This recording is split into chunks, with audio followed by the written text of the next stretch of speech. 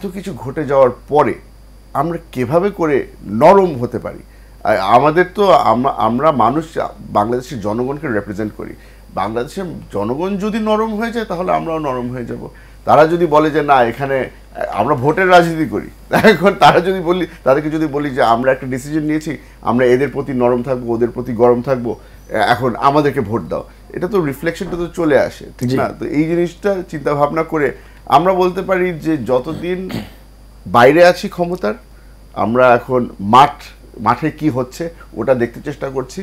আর ব্যক্তিগতভাবে আমি তো সবসময় বলবো যে কোনো সময় কারোর সাথে ওই বলেন না রাজনীতির মধ্যে no permanent friends no permanent foes, আমাদের এখন ওই সিচুয়েশনে চলে আসছি যে আমরা এখন বুঝতে চেষ্টা করছি যে who is our friend who is our ফো।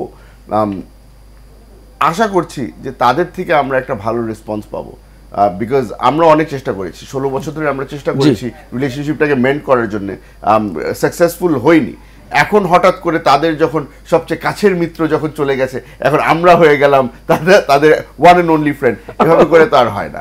আর আরেকটা জিনিস আপনাকে বলবো, রিলেশনশিপটা বর্তমান সরকারের সাথে যে আস্তে আস্তে করে বাড়বে, আর আমাদের সেনাপ্রধানের সাথে কথা হয়েছে, অথবা ওনাদের সেনাপ্রধান বলেছে যে সামনে একটা ইলেকটেড গভর্নমেন্ট আসলে রিলেশনশিপ বেটার হবে। বর্তমান যে লেভেলের রিলেশনশিপটা আছে, there is only way but up. এখন তো খালি ভালো হওয়ারই সুযোগ আছে, এর থেকে তো খারাপ হওয়ার সুযোগ নেই। ওনারা আশ্রয় দিয়েছে এমন একজন ব্যক্তিকে যে গণহত্যাকারী, এটার পরে আর রিলেশনশিপটা খারাপ জাতিসংঘেও স্বীকৃত। এক্স্যাক্টলি। জি, আমরা আপনাদের দুইজন রাজনীতিবিদকে পেয়েছি। আমাদের দেশের নির্বাচন কেন্দ্রিক রাজনীতির একটু ছোট্ট আলোচনা করতে চাই, একদম সংক্ষেপে, সময় খুবই কম। সেটা হচ্ছে মঞ্জু ভাইকে দিয়ে শুরু করি। স্থানীয় নির্বাচন আগে না জাতীয় নির্বাচন আগে, এটা নিয়ে একটা দারুণ কনফ্লিক্ট আছে এই মুহূর্তে, সবচেয়ে বড় বিতর্ক সম্ভবত এটা নিয়ে। এবং এই বিতর্কের দুই প্রান্তের দুটো এই মুহূর্তে সবচেয়ে বড় দুটো দল, জামাত ইসলামী স্থানীয় নির্বাচনের পক্ষে আগে, বিএনপি জাতীয় সংসদ নির্বাচন আগে। মঞ্জু ভাই আপনি মাঝখানে, আপনার দল যথেষ্ট সম্ভাবনা বিষয়ে আমরা প্রচুর কথা বলেছি। আমরা মনে করি এই বিতর্কটা একটা অনাহুত অহেতুক বিতর্ক। কারণ নির্বাচন আপনি দিতে গেলে যে আপনার প্রস্তুতি দরকার, আপনার যে সামর্থ্য দরকার, যেমন নির্বাচনের জন্য দুটো খুবই গুরুত্বপূর্ণ ইস্যু আমার সামনে। একটা হচ্ছে যে আইনশৃঙ্খলা পরিস্থিতি সরকারের নিয়ন্ত্রণে আছে কিনা, 2 নম্বর হচ্ছে আওয়ামী লীগের ব্যাপারে আমাদের একটা ঐক্যমতে পৌঁছাতে হবে। আপনি যদি আওয়ামী লীগের ব্যাপারে কমন ঐক্যমতে না পৌঁছান, ইলেকশনে আওয়ামী লীগ কীভাবে আসবে, কীভাবে থাকবে?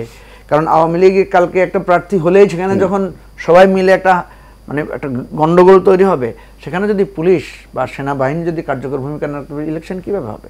তো স্থানীয় বলেন না, আপনি যদি বলি এখন স্থানীয় নির্বাচন হবে, তা আওয়ামী লীগের 2টা চেয়ারম্যান প্রার্থী দাঁড়ালে সেখানে যদি গন্ডগোল তৈরি হয়, তার বিরুদ্ধে মানুষের অভিযোগ আছে, এটা আছে, তাকে তো ভিজিবল হইতে হবে। ইনভিজিবল থাকা অবস্থায় সে ইলেকশন করতে পারবে না, নমিনেশন সাবমিট করতে হবে, নানা ধরনের বিষয় আছে। এই জন্য আমি প্রথমে বলি আগে আইনশৃঙ্খলা পরিস্থিতিটা ঠিক হোক, আওয়ামী লীগের ব্যাপারে একটা কমন জায়গায় আমরা পৌঁছি। স্থানীয় নির্বাচন, আমার তো মনে হয় না যে স্থানীয় নির্বাচন দেওয়ার আমরা সময় পাবো। সুতরাং সেক্ষেত্রে অহেতুক বিতর্ক না করে এই দুইটাকে আমরা আগে ফোকাস করি। এই দুইটার ব্যাপারে কমন জায়গায় আমরা পৌঁছলে তখন আমরা রাজনৈতিক দলগুলোর একটা মতামত নিয়ে বা জনগণের একটা সার্ভে করে মতামত নিয়ে আমরা যে কোনো একটা ইলেকশন আগে দিতে পারি। জি।